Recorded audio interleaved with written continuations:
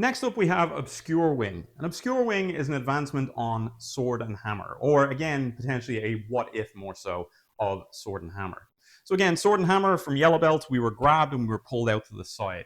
Obscure wing, we're being grabbed, but potentially the person is directly behind us. So their left hand is on our right shoulder and they're going to be tied into us. So that would kind of negate the ability to do the first move of sword and hammer.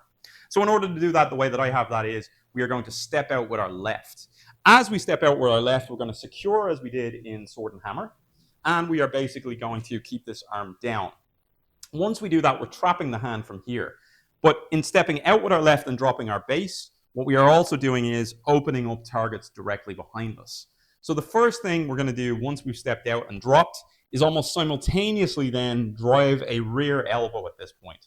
So this would be very similar to any time you do an inward block in practice or an inward block, for example, or any block in short form 1. You're going to drive that back elbow. So again, we introduced that idea in our blocking and certainly in our short form 1. And again, in our techniques, we have that also built in with techniques like, for example, attacking mace, where the hand is coming back on this line and hitting.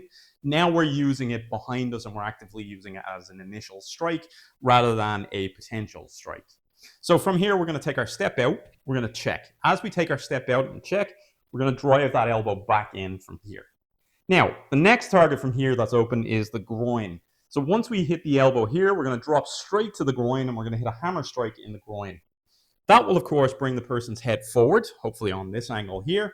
And this is where we use our obscure wing, as the name indicates.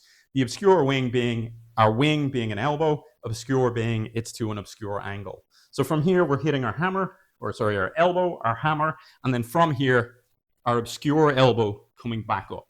Now, we've already done this obscure elbow in captured twigs from a lower position.